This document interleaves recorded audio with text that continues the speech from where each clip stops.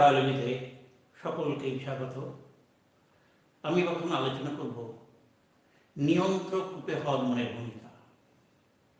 এটি সাধারণত class 11-এর second সেমিস্টারের সিলেবাসটা অন্তর্ভুক্ত। আমার আলোচ্য বিষয় নিয়ন্ত্রক রূপে হরমোনের ভূমিকা বা হরমোনের ক্ষরণ কিভাবে নিয়ন্ত্রিত হয়। ইতিপূর্বে আমি হরমোনের কার্যপদ্ধতি সম্পর্কে আলোচনা করেছি। আমার আলোচনার বিষয় নিয়ন্ত্রক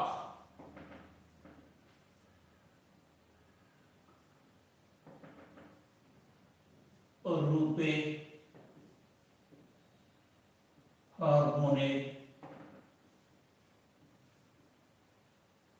ভূমিকা। হরমোন কি করে কাজ করে আমরা বলছি। এবার হরমোনের ক্ষরণ নিয়ন্ত্রণ কি করে? এই হরমোনের ক্ষরণ নিয়ন্ত্রণের মাধ্যমে আমাদের দেহের হোমিওস্ট্যাসিস বা অভ্যন্তরীণ ভারসাম্য রক্ষিত হয়। হরমোনের ক্ষরণ নিয়ন্ত্রণ সম্পর্কে বিশেষ কয়েকটি পদ্ধতি আছে। প্রধানত দুটো পদ্ধতি আমি, এক হচ্ছে ফিডব্যাক নিয়ন্ত্রণ পদ্ধতি, আরেকটি হল সরাসরি নিয়ন্ত্রণ পদ্ধতি। তাহলে দুটি পদ্ধতি কি? একটি হল ফিডব্যাক নিয়ন্ত্রণ, আরেকটি হল সরাসরি নিয়ন্ত্রণ, ডাইরেক্ট কন্ট্রোল। এই ফিডব্যাক নিয়ন্ত্রণ আবার হলো, একটি হলো পজিটিভ, আরেকটি হলো নেগেটিভ। Positive, negative. হ্যাঁ, লক্ষ্য কোষ থেকে নিঃসৃত হরমোনের পরিমাণ বেশি বা কম হলে ট্রপিক হরমোনের পরিমাণ কম বা বেশি হতে পারে। ক্লিয়ার? অর্থাৎ কোন হরমোনের ক্ষরণ যদি তার লক্ষ্য গ্রন্থির কোষ থেকে নিঃসৃত হরমোনের ক্রিয়া অনুযায়ী স্বয়ংক্রিয়ভাবে নিয়ন্ত্রিত হয়, তবে সেই ঘটনাকে বলা হয় ফিডব্যাক নিয়ন্ত্রণ। আবার বলছি, কোন হরমোনের ক্ষরণ যদি তার লক্ষ্য গ্রন্থির কোষ থেকে নিঃসৃত হরমোনের ক্রিয়া অনুযায়ী স্বয়ং নিয়ন্ত্রিত হয়, তবে সেই ঘটনাকে বলা হয় ফিডব্যাক নিয়ন্ত্রণ পদ্ধতি বা প্রত্যাবর্তী নিয়ন্ত্রণ পদ্ধতি। এই নিয়ন্ত্রণ পদ্ধতি একটি বিশেষ উদাহরণ হল লক্ষ্য গ্রন্থি অর্থাৎ অ্যাড্রিনাল গ্রন্থির কর্টেক্স অঞ্চল থেকে নিঃসৃত গ্লুকোকর্টিকয়েড হরমোনের ক্ষরণের মাত্রা অনুযায়ী পিটুইটারি গ্রন্থির অগ্রখণ্ড থেকে নিঃসৃত ট্রপিক হরমোন ACTH এর ক্ষরণ নিয়ন্ত্রণ। এটা একটা উল্লেখযোগ্য উদাহরণ ফিডব্যাক নিয়ন্ত্রণ। হ্যাঁ, এবার আমি আলোচনা করব এই দুই প্রকার ফিডব্যাক নিয়ন্ত্রণ পদ্ধতি। প্রথম বললাম ফিডব্যাক নিয়ন্ত্রণ পদ্ধতি কি, এবার বলি পজিটিভ ফিডব্যাক নিয়ন্ত্রণ পদ্ধতি এবং নেগেটিভ ফিডব্যাক নিয়ন্ত্রণ পদ্ধতি। পজিটিভ, প্রথমেই আসি নেগেটিভ ফিডব্যাক। এটাই সব থেকে বেশি দেখা যায় হরমোন নিয়ন্ত্রণের ক্ষেত্রে। কি সেটা? লক্ষ্য গ্রন্থির কোষের হরমোনের ক্ষরণ বৃদ্ধি পেলে ট্রপিক হরমোনের ক্ষরণ যদি বাধাপ্রাপ্ত হয়, সেই ঘটনাকে নেগেটিভ ফিডব্যাক নিয়ন্ত্রণ বলে। আর লক্ষ্য গ্রন্থির কোষের হরমোনের ক্ষরণ বৃদ্ধি পেলে, যদি ট্রপিক হরমোনের ক্ষরণ হ্রাস পায়, তবে সেই ঘটনাকে বলা হয় নেগেটিভ ফিডব্যাক নিয়ন্ত্রণের পদ্ধতি। যেমন লক্ষ্যগ্রন্থি অ্যাডিনাল কর্টেক্স থেকে ক্ষরিত গ্লুকোকর্টিকয়েড হরমোন, এই গ্লুকোকর্টিকয়েড হরমোনের ক্ষরণ বৃদ্ধি পেলে তার ট্রপিক হরমোন ACTH এর ক্ষরণ হ্রাস পায়। এই ঘটনাকে বলা হয় কি নেগেটিভ ফিডব্যাক নিয়ন্ত্রণ। ক্লিয়ার? অথবা রক্তে থাইরক্সিন হরমোনের ক্ষরণ বৃদ্ধি পেলে থাইরয়েড গ্রন্থি থেকে যেটা ক্ষরিত হয়, তারই ট্রপিক হরমোন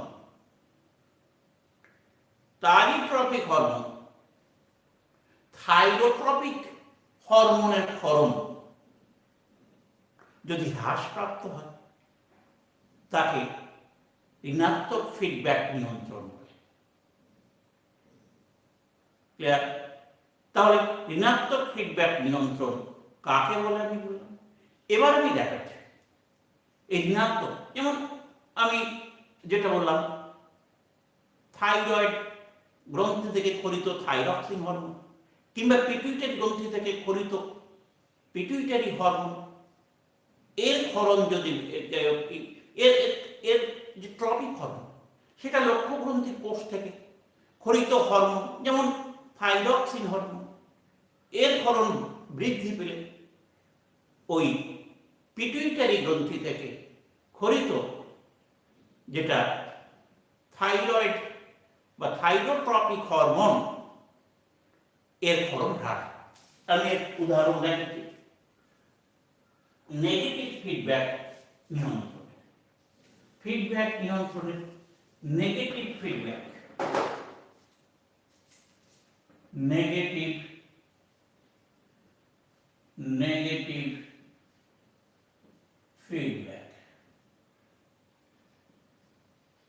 হাইপোথ্যালামাস। এখানে আমি সংক্ষেপে একটু দেখাচ্ছি এই গ্রন্থি, এখান থেকে হরমোন, এখান থেকে টার্গেট কোষ বা টার্গেট অঙ্গ, এখান থেকে প্রোডাক্ট বা লক্ষ্য কোষের পরে প্রোডাক্ট। এখানে প্রোডাক্টের পরিমাণ যদি বৃদ্ধি পায়, তারপরে এই নেগেটিভ ফিডব্যাকের মাধ্যমে এই গ্রন্থির ক্ষরণ হ্রাস পায়। আবার ঠিক উল্টোটা, গ্রন্থি, হরমোন, টার্গেট অঙ্গ, প্রোডাক্ট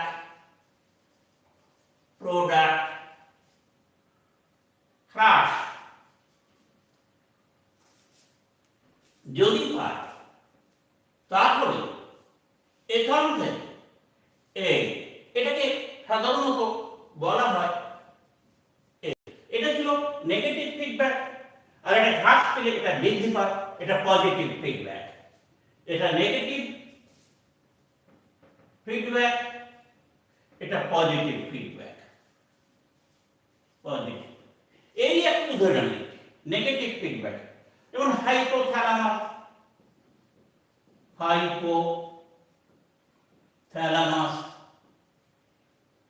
এখান থেকে ক্ষরিত হয় হাইপোফিলিওট্রপিক হরমোন,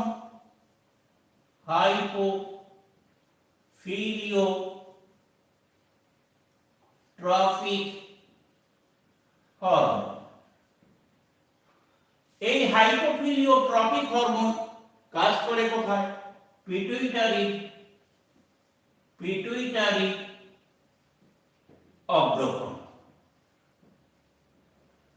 এই পিটুইটারির অগ্রখণ্ড থেকে নিঃসৃত হয় pituitary tropic hormone. Pituitary tropic hormone. এই পিটুইটারি ট্রপিক হরমোন কাজ করে লক্ষ্য গ্রন্থির উপর। এই লক্ষ্য গ্রন্থি থেকে পরিত হরমোন কাজ করে লক্ষ্য গ্রন্থি থেকে লক্ষ্য গ্রন্থির হরমোন। এখানে প্লাস প্লাস প্লাস অর্থাৎ ক্ষরণ বৃদ্ধি, উদ্দীপিত হয় ক্ষরণ বৃদ্ধি। এবার এই লক্ষ্য গ্রন্থির হরমোন এর ক্ষরণ বৃদ্ধি পেলে এই লক্ষ্য গ্রন্থি থেকে এই নেগেটিভ ফিডব্যাক পদ্ধতির মাধ্যমে এই পিটুইটারি গ্রন্থি নেগেটিভ ফিডব্যাকের মাধ্যমে এখানে এই নেগেটিভ ফিডব্যাক এর মাধ্যমে হাইপোথিলিওট্রপিক হরমোনের ক্ষরণ হ্রাস পায়। পিটুইটারি অগ্রখণ্ড থেকে ট্রপিক হরমোন হ্রাস পায়, লক্ষ্য গ্রন্থি থেকে লক্ষ্য গ্রন্থির ক্ষরণ হ্রাস পায়, ফলে রক্তে হরমোনের পরিমাণ স্বাভাবিক। আবার এই লক্ষ্য গ্রন্থির হরমোন যদি বৃদ্ধি পায় তাহলে এখান থেকে সরাসরি এই হাইপোথ্যালামাসের উপর নেগেটিভ ফিডব্যাক ক্রিয়া দ্বারা এর ক্ষরণ হ্রাস করে দেয়। এখান থেকে এইটা হলো, এটাকে বলা হয় লং লুপ, এটাকেও বলা হয় লং লুপ, দীর্ঘ লুপ। আবার পিটুইটারি অগ্রখণ্ড থেকে এই যে ক্ষরণ প্রক্রিয়া, যেটা পিটুইটারি অগ্রখণ্ড থেকে এখান থেকে এর ক্ষরণ হ্রাস পায়, এটা হচ্ছে শর্ট লুপ।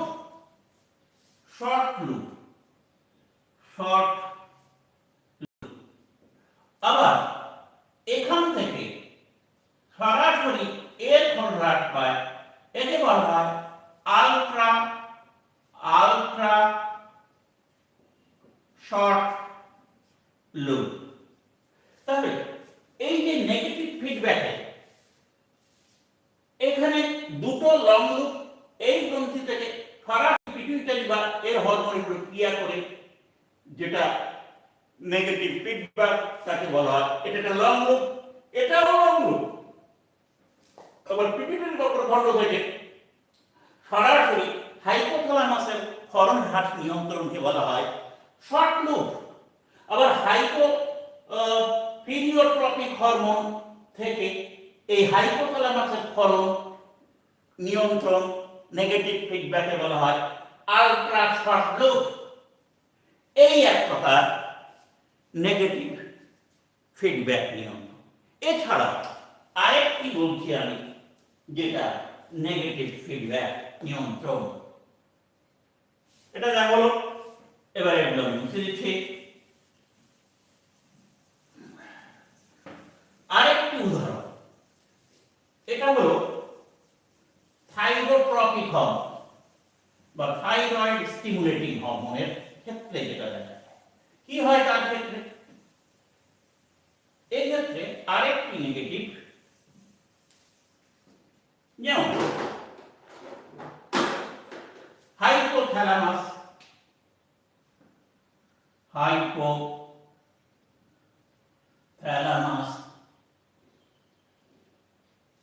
এখান থেকে হাইপোথ্যালামাস থেকে তৈরি হয় থাইরোট্রপিক রিলিজিং হরমোন TRH। এখান থেকে TRH এর ক্ষরণ বৃদ্ধি বা পজিটিভ। এইবার এটা কাজ করে পিটুইটারি অগ্রখণ্ড, একে উদ্দীপিত করে। এখান থেকে ক্ষরিত হয় পিটুইটারি অগ্রখণ্ড থেকে খরিত হয় thyroid TSH, thyroid stimulating hormone, এই প্লাস এই প্লাস। এই থাইরয়েড স্টিমুলেটিং হরমোন কাজ করে থাইরয়েড গ্রন্থির উপর। থাইরয়েড গ্রন্থি থেকে খরিত হয় thyroxine hormone, thyroxine hormone T4। এই রক্তে থাইরক্সিনের পরিমাণ বৃদ্ধি পায়। এই বৃদ্ধি পাওয়ার সঙ্গে সঙ্গে কি হয়, ঋণাত্মক ফিডব্যাক নিয়ন্ত্রণের মাধ্যমে এই সংবাদ পৌঁছে যায় একদিকে পিটুইটারির অগ্রখণ্ড, অন্যদিকে হাইপোথ্যালামাস। ফলে এই ঋণাত্মক মাইনাস, ফলে হাইপোথ্যালামাসটাকে টিআরএইচ ক্ষরণ কি পায়, হ্রাস পায়। এখান থেকে এই পিটুইটারি অগ্রখণ্ড থেকে টিএসএইচ ক্ষরণ হ্রাস পায়। এবার এর ফলে থাইরয়েড গ্রন্থি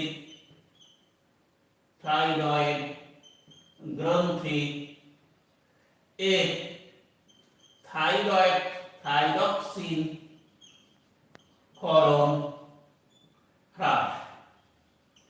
ফলে এখান থেকে নেগেটিভ ফিডব্যাকের এই পজিটিভ ফিডব্যাকের মাধ্যমে এর উপর ক্রিয়া করে। এটা কিন্তু ফলে আবার এই এটা ছিল এই, এখান থেকে বৃদ্ধি পায়, এখান থেকে হ্রাস। এই যেটা, এটা হচ্ছে, এটাও এক প্রকার নেগেটিভ ফিডব্যাক নিয়ন্ত্রণের পদ্ধতি, যার মাধ্যমে রক্তে T3, T4 এর পরিমাণ নিয়ন্ত্রিত হয়। আরেকটি উদাহরণ দিচ্ছি এই নেগেটিভ ফিডব্যাক, সেটা কিরকম? নেগেটিভ ফিডব্যাকের আরেকটি উদাহরণ, সেটা হলো মূলত দেখা যায় হলো হাইপোথ্যালামাস থেকে গোনাডোট্রপিন রিলিজিং হরমোন খরিত হয়।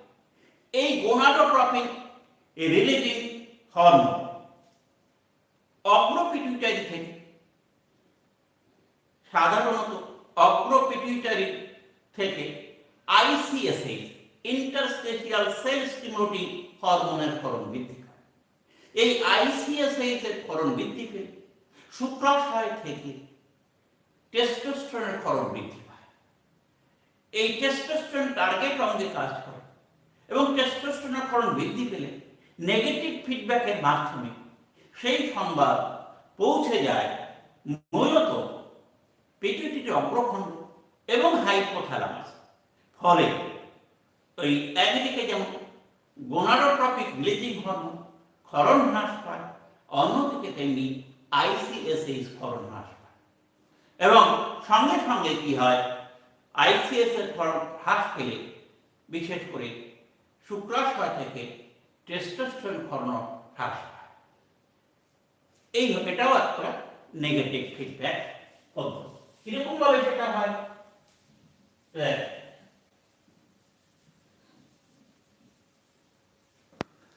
হাইপোথ্যালামাস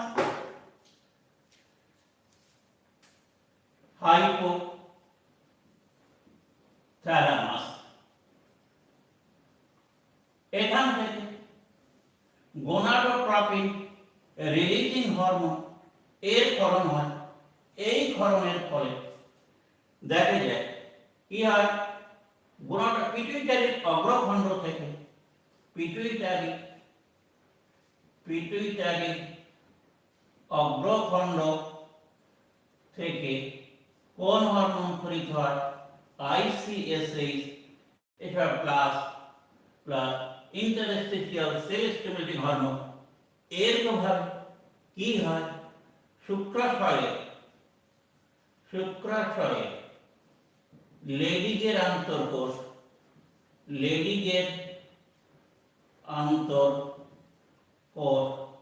থেকে গঠিত হয় টেস্টোস্টেরন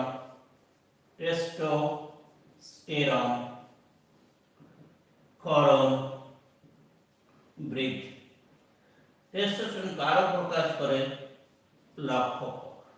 এই টেস্টোস্টেরনের ক্ষরণ বৃদ্ধি পেলে নেগেটিভ ফিডব্যাক পদ্ধতিতে এটা একটা শর্ট লুপ, এই টেস্টোস্টেরন এটা একটা লং লুপ। এর মাধ্যমে হাইপোথ্যালামাসের জিএনআরএইচ কোণ হ্রাস পায়, পিটুইটারি অগ্রখণ্ড থেকে আইসিএসএইচ কোণ হ্রাস পায়, লেডিজের আন্তঃকোষ থেকে টেস্টোস্টেরন ক্ষরণ হ্রাস পায়। এটাও একটা নেগেটিভ ফিডব্যাক পদ্ধতি। তাহলে নেগেটিভ ফিডব্যাক পদ্ধতি তিনটি উদাহরণ আছে। এবার আসুন পজিটিভ ফিডব্যাক পদ্ধতি। পজিটিভ ফিডব্যাক পদ্ধতি জিনিসটি সেটা আগে আমি বলবো, তারপরে এর উদাহরণ। হ্যাঁ, পজিটিভ ফিডব্যাক নিয়ন্ত্রণ বলতে আমরা বুঝি যদি লক্ষ্য বা টার্গেট গ্রন্থির বা লক্ষ্য গ্রন্থির কোষের ক্ষরণ বৃদ্ধি পায়, সঙ্গে সঙ্গে যদি ট্রপিক হরমোনের ক্ষরণও বৃদ্ধি পায়, তবে সেই ঘটনাকে বলা হয় পজিটিভ ফিডব্যাক পদ্ধতি। এই পজিটিভ ফিডব্যাক পদ্ধতি অনেক উদাহরণ আছে, তবে মনে রাখতে হবে হরমোন ক্রিয়া করে প্রধানত নেগেটিভ ফিডব্যাকের মাধ্যমে, পজিটিভ ফিডব্যাক খুব কম। যাই হোক, আমি একটি উদাহরণ দিচ্ছি। হাইপোথ্যালামাস থেকে নিশ্চিত হয় গোনাডোট্রপিন রিলিজিং হরমোন। এই গোনাডোট্রপিন রিলিজিং হরমোন অগ্র পিটুইটারি থেকে ক্ষরণ ঘটায় ফলিকল স্টিমুলেটিং হরমোন বা লিউটিনাইজিং হরমোন। এই লিউটিনাইজিং হরমোন ডিম্বাশয়কে উদ্দীপিত করে এবং ডিম্বথলি থেকে ক্ষরিত হয় ইস্ট্রোজেন হরমোন। এই ইস্ট্রোজেন হরমোনের ক্ষরণ বৃদ্ধি পেলে সেই ক্ষরণের বৃদ্ধির সংবাদটি আবার পৌঁছে যায় পিটুইটারি অগ্রখণ্ড কিংবা হাইপোথ্যালামাস। ফলে পিটুইটারি অগ্রখণ্ড থেকে এলএইচের ক্ষরণ বৃদ্ধি পায়, হাইপোথ্যালামাস থেকে গোনাডোট্রপিন রিলিজিং হরমোনের ক্ষরণ বৃদ্ধি পায়। অর্থাৎ ইস্ট্রোজেনের ক্ষরণ বৃদ্ধির সঙ্গে সঙ্গে ওই কাদের ক্ষরণ বৃদ্ধি পায়? হাইপোথ্যালামাস থেকে গোনাডোট্রপিন রিলিজিং হরমোন এবং পিটুইটারি অগ্রখণ্ড থেকে এলএইচ হরমোন। ফলে সঙ্গে সঙ্গে আবার ইস্ট্রোজেনের ক্ষরণও বৃদ্ধি পায়।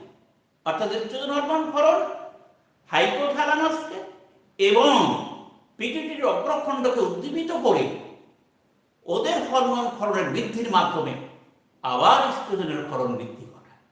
একে বলা হয় পজিটিভ ফিডব্যাক পদ্ধতি। কিভাবে হয় আমি একটু দেখাচ্ছি। পজিটিভ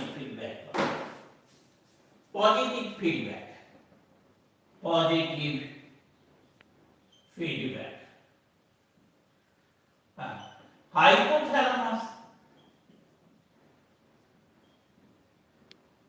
উদ্দীপিত হলে এখান থেকে পরিচিত হয় গোনাডোট্রপিন রিলিজিং।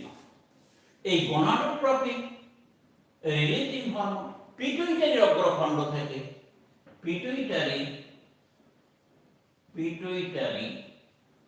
অগ্রখণ্ড এখান থেকে ক্ষরণ ঘটায় এফএসএইচ এলএইচ। এই এফএসএইচ এলএইচ কার উপর? ডিম্বাশয়ের উপরে কাজ করে। ডিম্বাশয় এখানে গঠিত হয় ইস্ট্রোজেন। এই ইস্ট্রোজেন হরমোন এগুলো সব বৃদ্ধি প্লাস বৃদ্ধি। এই ইস্ট্রোজেন হরমোন ক্ষরণ বৃদ্ধি পেলে এই পজিটিভ ফিডব্যাক পদ্ধতিতে এই পিটুইটারি অগ্রখণ্ড থেকে একে উদ্দীপিত করে হরমোন ক্ষরণ বৃদ্ধি করে, আবার এই হাইপোথ্যালামাসকে উদ্দীপিত করে জিএনআরএইচ ক্ষরণ বৃদ্ধি করে। ফলে এই এস্ট্রোজেনের ক্ষরণ বৃদ্ধি পায়, এস্ট্রোজেনের বৃদ্ধি পায়। এটা হলো পজিটিভ ফিডব্যাক পদ্ধতি। আরেকটি উদাহরণ দিচ্ছি, উল্লেখযোগ্য, শিশুর প্রসবের সময় তার মাথা জরায়ু কণ্ঠে চাপ দেয়।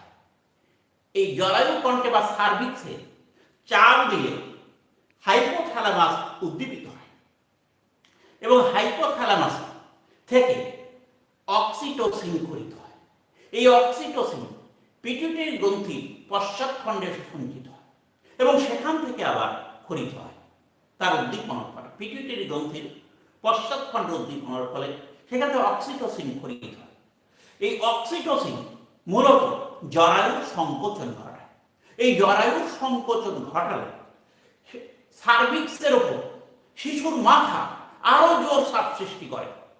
সার্ভিক্সের ওপরে বা জরায়ু কণ্ঠে শিশুর মাথা আরো জোরে চাপ সৃষ্টি। এই যে জোর চাপ সৃষ্টি বা বৃদ্ধি, এর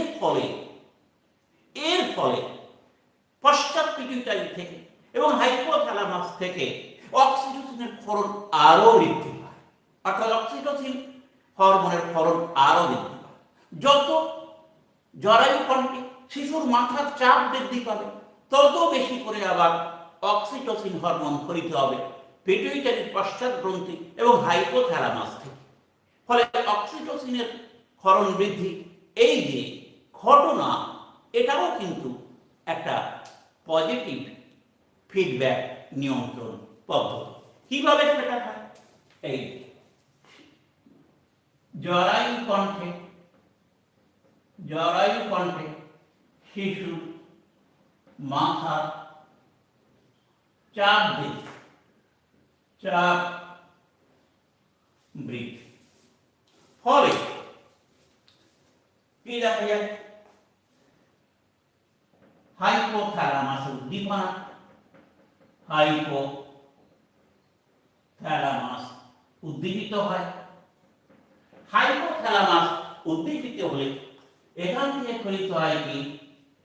অক্সিটোসিন। এই অক্সিটোসিন কার উপর কাজ করে? জরায়ুর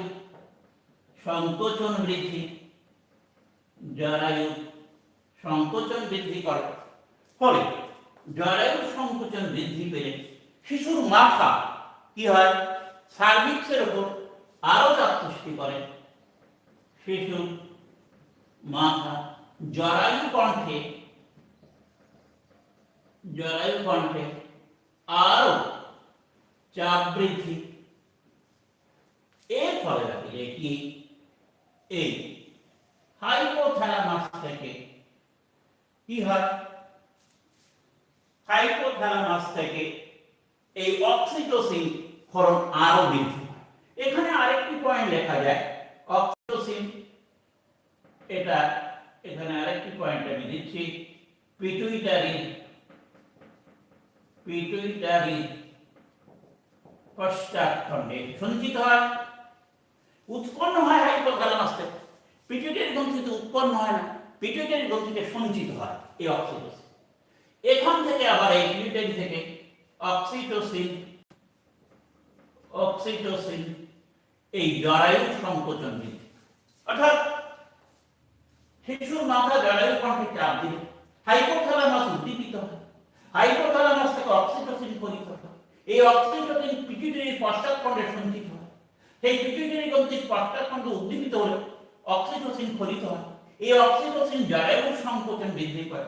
জরায়ুর সংকোচন বৃদ্ধি করে শিশুর জরায়ু কণ্ঠে আরো চাপ বৃদ্ধি পায়। যত চাপ বৃদ্ধি পাবে, এই পজিটিভ সংবাদ হাইপোথ্যালামাসে যাবে এবং এই পিটুইটারির পশ্চাৎখণ্ডে যাবে। ফলে অক্সিটোসিনের ক্ষরণ আরো বৃদ্ধি পায়। এটা হলো পজিটিভ ফিডব্যাক। সুতরাং নেগেটিভ ফিডব্যাকের 3টে উদাহরণ, পজিটিভ ফিডব্যাকের 2টো উদাহরণ দিলাম। এবার আরেকটা পদ্ধতি হলো সরাসরি নিয়ম। এটা হলো রক্তে কোনো বস্তুর পরিমাণ যদি বৃদ্ধি বা হ্রাস হয়,